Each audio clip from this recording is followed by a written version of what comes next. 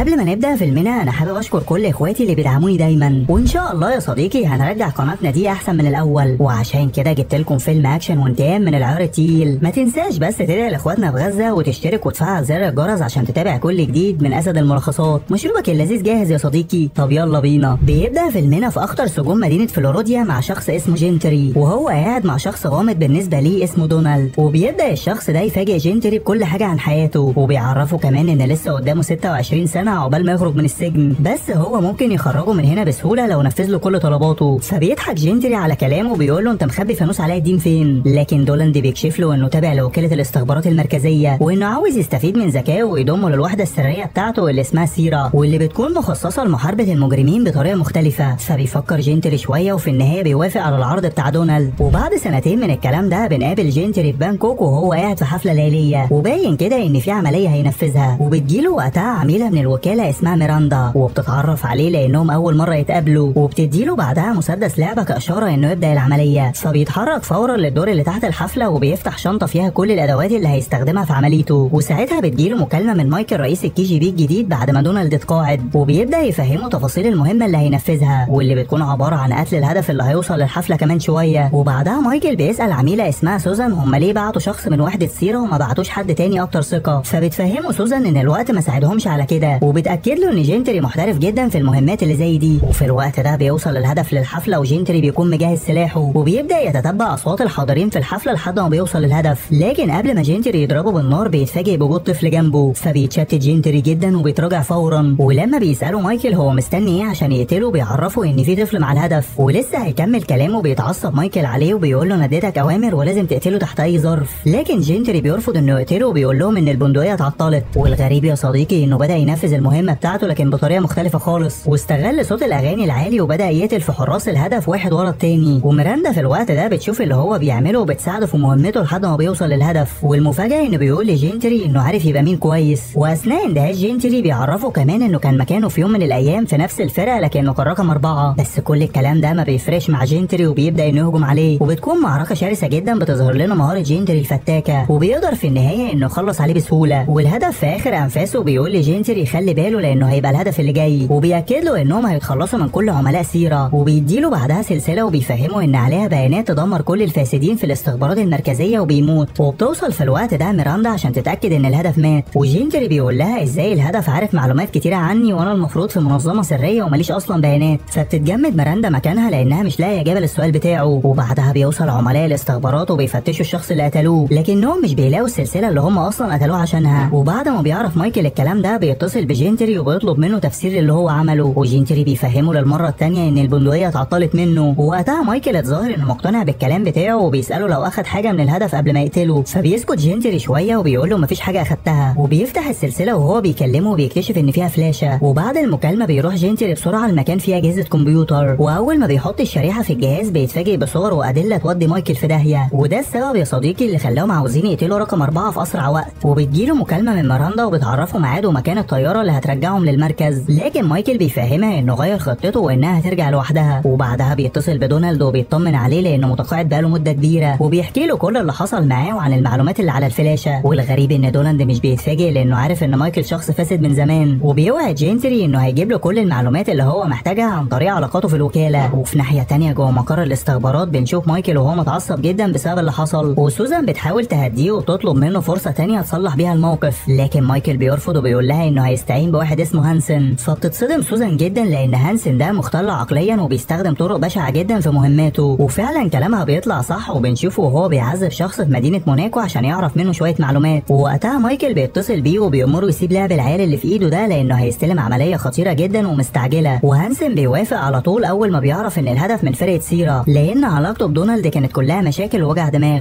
ومايكل بيعرفه ان سوزان هتكون معاه في المهمه عشان تساعده، وهي اول ما بتسمع الكلام ده بترفض وبتتهم مايكل ان المعلومات دي اتسربت منه هو. فبيقول لها ده حصل فعلا بس انت فشلت انك ترجعيها، فيا ريت بقى تنقطينا بسكاتك وتسمعي الكلام. وتاني يوم بنشوف طياره تابعه لدونالد مستنيه جنتري عشان تخرجوا من المدينه، وفعلا بيوصل لهم جنتري بتوك توك وبيركب معاهم الطياره. وفي الوقت ده بيوصل هانسن لمكان دونالد اللي بيكون في عز صديق ليه وبيساله عن جنتري. فبيقول له دونالد انه متقاعد من زمان وما يعرفش اي حاجه عن الوكاله، لكن هانسن كان عامل حسابه ان دونالد هيكذب عليه، وعشان كده خطف كلير بنت اخوه هدده انه يلحقها هي يلحق جنتري. جينتري. فبيتجمد دونالد من الصدمه وبيكون مضطر انه يكلم الفرقه اللي مع جينتري وبيطلب منهم يقتلوه فورا ويرموه من الطياره، والفرقه كلها بتستغرب لكنهم بيبداوا في تنفيذ اوامره. وجينتري الصايع كان عامل حسابه لاي عمليه غدر هتحصل وبيشتبك مع الفرقه كلها وبيقدر بمهاراته انه يخلص عليهم واحد ورا التاني، لكنهم بيتكاتروا عليه وفي طلقه ناريه بتيجي في ضغط الهواء وبتعمل فتحه في الطياره، والموضوع بيتطور اكتر لانهم فقدوا السيطره عليها وانفجرت بيهم. وجينتري وقتها بيقدر ياخد باراشوت وبيطير لحد ما بينزل في تركيا، وهناك بيتصل بدونالد وبيطلب منه تفسير للي حصل معاه، فبيقول له انه اضطر يعمل كده لانهم خطفوا كلير وهددوه بيها. وهانسن وقتها بياخد التليفون وبيقول لجينتري ان هو اللي ماسك العمليه، وجينتري بيستغرب وبيساله عمليه ايه، فبيقول له هانسن عمليه بسيطه كده هنطير راسك فيها. وجينتري لما بيسمع الكلام ده بيستهزأ بيه وبيقول له ده كلام عيال صغيره، اديني حد كبير اكلمه. فبيتعصب هانسن جدا وبيرمي التليفون من العربيه، ودونالد وقتها بيفهمه ان فعلا جينتري شخص خطير جدا فوق ما هو متخيل. وهانسن وقتها بيتعصب اكتر وبيقول له انه حط مكافاه كبيره جدا للي هيقتله، واخطر القتله المأجورين في العالم هيسعوا لتنفيذ المهمه عشان ياخدوا المكافاه. فبيبتسم دونالد وبيرجعنا فلاش باك سنتين قبل ما يتقاعد، وبيكون مجتمع بجينتري جوه مكتب رئيسه CIA اللي اسمها مارغريت، وبيعرف جينتري انه متبني كلير بعد وفاه ابوها وانه بيحاول دايما يعيشها في امان بعيدا عن شغله اللي كله مخاطر. ومارغريت بتكشف له ان في ناس كتير جدا عاوزين يتخلصوا من دونالد وعيلته، وواحد غبي من الوكاله سرب عنوان بيته اللي في هونج كونج بالغلط، وبتعرفه كمان انهم طلبوا الحمايه من الوكاله لعيله دونالد لكن مايكل رفض لسبب غير مفهوم، ولان دونالد عنده مهمه في البرازيل فبتأمره انه يعتني بكلير لحد ما يرجع. وبيحكي له دونالد ان اخوه ومراته ماتوا في حادث قبل 3 سنين، والطفله اتولدت بمرض في القلب ولازم يتابع منظم ضربات القلب بتاعها اول باول. فبيقول لهم جينتري انتوا علمتوني اقتل الناس مش ههتم بيهم. ومارغريت وقتها قالت له اهم حاجه البنت تفضل عايشه، وفعلا جينتري بيوصل لكلير وبيبدا يتاقلم على العيشه معاها. وفي يوم بيحس ان في حد بيراقب البيت فبيروح يستكشف المكان، وفعلا بيلاقي قاتل مأجور في البيت، لكن على مين ده بينزل فيه ضرب وبيمسح بوشه الاسفلت. وفي الوقت الحاضر بيروح جينتري المزور في المدينه وبيطلب منه يعمل له جواز سفر في اسرع وقت، وبيبدا المزور يشتغل على جواز السفر وبياخد جينتري عشان يصوره، لكنه بيدوس على زرار في الكاميرا وبيوقعه في حفره تحت الارض. وبنكتشف ان المزور ده من القتله اللي بيسعوا للمكافاه اللي حاططها هانسن، فبيحاول جينتري انه يطلع من الحفره دي لكن محاولاته كلها بتكون فاشله. والمزور وقتها بيتصل برجاله هانسن عشان يروحوا يستلموه وياخد هو المكافاه. وفي ناحيه تانية مايكل بيستدعي ميراندا عشان يستجوبها لانه شاكك انها مشتركه مع جينتري في اللي هو عمله، لكنها بتنكر كل حاجه هو بيقولها وبتفهمه ان دي اول مره تشوفه وتدخل معاه في مهمه. وفي الوقت ده هانسن بيوصل لمكان جينتري، ولما المزور بيطالب بالمكافاه بتاعته بيقتله هانسن بدون ذره تفكير، وبيبداوا يبحثوا عن جينتري لانهم ما يعرفوش مكانه اصلا ولا يعرفوا ان طول المده دي قدر يصنع قنبله يدويه وبيفجرها فيهم. وبعدها بيخرج وبيبدا يقتل في رجاله هانسن واحد ورا التاني لحد ما بيظهر هانسن نفسه وبيثبت جينتري بالمسدس، ما يعرفش انه اذكى منه وفاتح قنبله عشان كل واحد فيهم يجري في مكان مختلف. وجينتري فورا بيهرب من المكان لكنه بيلاقي هانسن جاي وراه بيهدده بالمسدس، وقبل ما يقتله بيتهاجم برصاصه مخدره في رجله وبيغمى عليه. وبتظهر وقتها ميراندا وبتهدد كمان جينتري وبتاخده ترميه في شنطه العربيه، ولما بيبرطم بتديله طلقه مخدره هو كمان. وفي وقت تاني بيرجع هانسن وقفاه يقمر عيش لمقر KGB، وسوزان اول ما بتعرف انه خاطف دونالد بتقعد تهزق فيه لانه كده اخترق قوانين الوكاله، فبيتعصب عليها هانسن وبيفهمها انه الوحيد اللي هيقدر يرجع الفلاشه، فيا ريت يعني تنقطينا بسكاتك وتخليكي في شغلك. وفي ناحيه تانيه جينتري بيفوق وبيسال ميراندا هم رايحين فين، فبتكشف له انهم وقفوها عن شغلها لانهم شاكين فيها، وهي بقى هتاخده للمركز عشان يعترف انها ملهاش دخل. وبتساله بعدها عن الحاجه اللي سرقها من الهدف اللي قتله، فبيفهمها انه ما سرقش حاجه والعميل رقم 4 هو اللي عطاها له. ولما بتساله ايه اللي جوه الفلاشه دي بيكذب عليها وبيعرفها انها مشفره، لكن ميراندا بتقول له انت بتكذب ليه، انا لسه مخرجاك من مصيبه ولازم تثق فيا يا غبي. فبيقول لها تصدقي عندك حق، وبيعرفها ان الفلاشه عند مارغريت رئيسه CIA اللي عايشه في مدينه براج. وبيقول لها كمان شغلي دماغك شويه، هم بعتونا نقتل زميل لينا يبقى اكيد في حاجه غلط وهيقتلونا احنا كمان. فبتقتنع ميراندا وبتقرر انها تساعده. ودونالد في الوقت ده بيدخل لبنت اخوه اللي اول ما بتشوفه بتجري عليه وبتحضنه، وبيحاول انه يهديها وبيقول لها ان مفيش مخلوق هيقدر يأذيها. وهانسن وقتها بيعرف يجيب كاميرات المراقبه وقت ما جينتري كان متخفي وبيبعت طرد لشخص في مدينه براج، وبيتاكد ساعتها ان الطرد ده فيه الفلاشه اللي هم بيدوروا عليها. وبيدخل بسرعه لكلير وعمها وبيخلي رجالته يطلعوا كلير بره، وبعدها بيكتفوا دونالد وبيسالوا هانسن عن الاشخاص اللي يعرفهم في مدينه براج، فبيقول له دونالد انه ما يعرفش حد هناك. ومع ان هانسن بيفضل يعذب فيه بس دونالد على مبدأه رافض انه يتكلم لحد ما بيهدده هانسن انه هيجيب بنت اخوه مكانه ويعذبها قدامه. فبيضطر دونالد للمره الثانيه يقول له على مكان مارجريت، وبيكون جينتري وميراندا في طريقهم ليها، واول ما بيوصلوا بيشوفوا محتوى الفلاشه، ومارجريت بتكشف لهم ان الادله اللي فيها دي كان رقم 4 ماسكها على مايكل، وانه مجند الوكاله كلها كفريق اغتيال عشان ينفذوا العمليات المشبوهه والتفجيرات بدون اي ادله. واثناء كلامهم بيتفاجئ جينتري بعصابه كامله هتضرب عليهم النار، فبيحمي مارجريت بيجرد بسرعه وبيشاور لميراندا انها تاخد العربيه وتهرب، وبيروح هو والرئيسه المخبأ سري وبيطلب منها انها تنزل معاه، لكنها استنته ينزل هو وقفلت باب المخبأ، وبتفضل مستنيه لحد ما رجاله هانسن بتدخل وبتفجرهم بقنبله يدويه وبتموت هي كمان معاهم. وجينتري اول ما بيخرج من البيت بتثبته الشرطه عشان يقبضوا عليه، لكنه بيستخدم مهاراته القتاليه وبيهرب منهم. والموضوع مش بيخلص على كده لان عربيه بتصدمه في نص الطريق والشرطه بتقبض عليه، بس دي يا صديقي ما كانتش المشكله بالنسبه ليه، لانه بيشوف مجموعه تانية من القتله المأجورين وهم بيوصلوا لمكانه، فبياخد مسدس من الشرطي وبيضرب النار في الجو عشان الناس اللي في المكان يهربوا ومحدش منهم يتصاب. وفعلا ده اللي بيحصل، لكن القتله المأجورين بيظهروا من كل مكان وبيقتلوا اي حد في طريقهم بالاسلحه التقيله والمدرعات. وهانسن شايف كل اللي بيحصل ده في الكاميرات وبيكون هيتجنن ان كل دول مش قادرين يخلصوا على شخص واحد، وبيأمرهم يخلصوا على اي حد في طريقهم عشان ينفذوا المهمه. وجينتري اصلا كان متكلبش وسط المدعكه دي وبيحاول يفك قيوده باي طريقه، وبعد الاشتباك العنيف بين القتله المأجورين والشرطه بيقدر جينتري يغفلهم ويركب المترو، فبيتعصب هانسن اكتر وبيزود المكافاه الماليه اللي هيئه الجينتري. والقتله ساعتها عرفوا مكانه وراحوا وراه عشان يخلصوا عليه، لكنه مش لقمه طريه يا صديقي وبيقدر يدافع عن نفسه كويس. وميراندا بتظهر في الوقت المناسب وبتقدر تدمر عربيات القتله المأجورين، وبيحاول جينتري انه ينط عربيتها عشان يهربوا، لكنهم بيتفاجئوا بمدفع قذايف قدامهم بيدمر اي حاجه في طريقه، فبيطلع جينتري وقتها فوق المترو عشان يخلص على باقي القتله، وبعدها بيقدر هو وميراندا انهم يدمروا العربيه اللي فيها مدفع القذايف. وبينط جينتري في اخر لحظه من المترو قبل ما ينفجر وبيهرب هو وميراندا. وهانسن في الوقت ده بتجيله سكته قلبيه لما عرف ان القتله كلهم ماتوا وجينتري لسه عايش. وسوزان بتهزقه للمره الثانيه وبتقول له ده اكبر فشل حصل في المنظمه كلها. وبنرجع لجينتري وميراندا اللي بيدخلوا مستشفى عشان يعرفوا المكان اللي كلير اتخطفت فيه، ومن خلال رقم منظم ضربات القلب بيعرفوا انهم في كرواتيا. وفي الوقت ده بيظهر الكارت الخفي لهانسن واللي اسمه سان، وبنتفاجئ بمهاراته الفتاكه لما بيدخل في معركه مع جينتري وميراندا سوا. والمفاجاه الاكبر انه بيقدر يكسر عظمهم بسهوله وبياخد الفلاشه من جينتري وبيهرب، لكنهم مش بيستسلموا وبيطاردوه تاني. وميراندا قربت انها توصل له وتقبض عليه، لكنها بتتفاجئ ان سلاحها فاضي من الرصاص، وبيقدر سان يهرب منهم وبيشق طريقه لهانسن عشان يسلموا الفلاشه. وميراندا بعدها بتاخد جينتري المكان امان عشان تعالج له جروحه، وبيبداوا هما الاثنين يعملوا خطه ينهوا بيها على كل اللي بيحصل. وبيوصل سان لمقر الكي جي بي وبيسلم الفلاشه لهانسن اللي بيضحك لانه كان متاكد من مهاره سان، وبيروح لسوزان وهو منكشح جدا، فبتبص له سوزان بقرف وبتقول له انت فخور انك خطفت بنت صغيره؟ وسان وقتها اتصدم وساله لو فعلا هيقتل البنت دي، فبيضحك هانسن وبيقول له الحرب ما فيهاش قواعد ولا قوانين. وساعتها بتتغير ملامح سان لكن النور بيقطع فجاه عليهم، وبنشوف شخص ماسك ار بي جي وبيضرب طلقه على طياره بتحرس المقر وبيدمرها. وبيتفاجئ هانسن لما بص من الشباك وشاف المقر بيتدمر حواليه، فبيطلب من كل رجالته انهم يتصدوا ليهم فورا. ودونالد بيكون مع بنت اخوه بيحاولوا يستخبوا من المدعكه اللي بتحصل بره، لكن فجاه الباب بيتفتح عليهم وبيتفاجئوا انه جينتري وجاي عشان ينقذهم. وبنكتشف ان اللي ماسك الار بي جي ونزل ضرب في المقر كله هي ميراندا. وهانسن وقتها عارف انها بتحاول تبعده عن المقر، ولما بيرجع من تاني بيلاقي رجالته كلهم مقتولين. وسوزان وباقي فريقها بيحاولوا يشغلوا نظام الكي جي بي عشان يفهموا ايه اللي بيحصل، لكن ميراندا بتديهم قذيفه بالار بي جي بتدمر المقر كله عليهم. وجينتري وقتها بياخد كلير وعمها وبيحاول يخرج بيهم، لكن هانسن بيشوفهم ويضرب عليهم النار هو ورجالته. وللاسف دونالد بيتصاب وبيامر جينتري انه ياخد كلير ويهرب بسرعه ويديه قنبله يدويه. ومع كل محاولات جينتري وكلير انه يروح معاهم لكنه بيصمم انهم يسيبوه يهربوا، وبيستنى دونالد لما هانسن واللي معاه يوصلوا له وبيفجر القنبله اللي بتقضي عليهم كلهم. وفي الوقت ده بنكتشف ان سان لسه عايش وبيشتبك مع ميراندا في معركه عنيفه وبيفضلوا الاثنين يضربوا في بعض، لكن في النهايه سان بيدي لميراندا الفلاشه وبيقول لها انا ماليش في اللعبه القذره دي وبيمشي. وجينتري وقتها كان بيحاول يتحرك بالقارب لكن باقي رجاله هانسن بيوصلوا له وبيشتبك معاهم جينتري بكل قوته وبيخلص عليهم واحد ورا التاني. وبنكتشف ان هانسن لسه عايش وبيوصل لكلير وبياخدها رهينه، وبيدخلوا كلهم جوه متاهه وجينتري بيحاول يوصل لهم باي طريقه عشان ينقذ كلير. وبيتجمعوا كلهم في نهايه المتاهه وبيهددوا هانسن انه يرمي سلاحه لو عاوز كلير تعيش، لكن ميراندا بتتواصل مع جينتري وبتطلب منه يستدرجه وهي هتخلص عليه بالقناصه. بس هانسن بيقول لجينتري انا هثبت لك اني افضل منك، وبيسيب كلير ترجع له. وبيقرروا ينهوا كل الفوضى اللي بينهم دي بقتال، وبيبداوا هما الاثنين المعركه وبيكون جينتري متفوق عليه بمراحل، لكن هانسن مش بيستسلم بسهوله وبيهجم عليه تاني وبيوجه له ضربات قويه. وجينتري كمان ما بيجيش معاه الكلام ده وبينزل ضرب فيه وبيكسر له عظمه في الشلال. ولما بيحس هانسن انه هيخسر القتال بيطلع سكينه وبيهجم على جينتري بكل غل، وبيطعنه في مناطق كتير جدا في جسمه، وكمان بيحاول يغرقه في الميه. وساعتها بيفتكر جينتري لما ابوه كان بيعذبه بنفس الطريقه، وبيجمع كل قوته وبيقوم يكسر وشه من الضرب وبيخنقه من رقبته. لكن سوزان بتظهر فجاه وبتضرب على هانسن النار وبتقتله، ولما بيسالها جينتري عن هويتها بتضربه بالنار في رجله وبتقول له ينفذ كل اللي هي هتقوله من غير نقاش. وبتكشف له ان هي وهانسن ومايكل دخلوا دفعه واحده في الوكاله، ومستحيل رئيس الكي جي بي يصدق ان هانسن هو السبب في كل اللي حصل ده. وعشان كده انت لازم تسمع كلامي لو عاوز كلير تفضل عايشه. عايشه، فبيضطر جندري انه ينفذ كل طلباتها عشان ما تاذيش كلير. وبعد اسبوعين في العاصمه بيكون رئيس الكي جي بي عامل اجتماع، وبيقول لمايكل وسوزان وميراندا ان هانسن كان شخص مختل عقليا ووقعنا في مشاكل كتير الفتره اللي فاتت، وبيعلن براءتهم من كل اللي تسبب فيه هانسن. ومايكل بعدها بيسال سوزان عن جنتري وهو مستغرب انها ما قتلتهوش، فبتقول له ده اقوى عميل في الوكاله ومستحيل اضيعه من تحت ايدي، خصوصا يعني انه هينفذ اي حاجه هم عايزينها عشان يحمي كلير. ولما بيروحوا يطمنوا على حالته بيتفاجئوا ان الحراس كلهم مقتولين. وفي ناحيه تانيه بنقابل كلير في مكان تاني تحت حراسه مشدده، واول ما بتدخل غرفتها بتلاقي اسطوانه مكتوب عليها شغاليني. وبعد دقيقه واحده من تشغيلها للاسطوانه بيفتح جنتري الباب عليها بعد ما قتل كل الحراس في المكان، وبياخدها بعدها وبيمشوا من المدينه كلها. على فين بقى لسه هنعرف في الجزء الثاني. وبكده يا صديقي نكون خلصنا فيلم النهارده. اتمنى لو عجبك الملخص اعمل لنا لايك وسيب لنا ايموجي الاسد في التعليقات، وطبعا لو اول مره تشوفنا اشترك وفعل زر الجرس عشان تتابع كل جديد من اسد الملخصات. ده غير اني سايب لك 4 افلام اجمد من بعض، اختار اللي يناسبك ويلا سلام.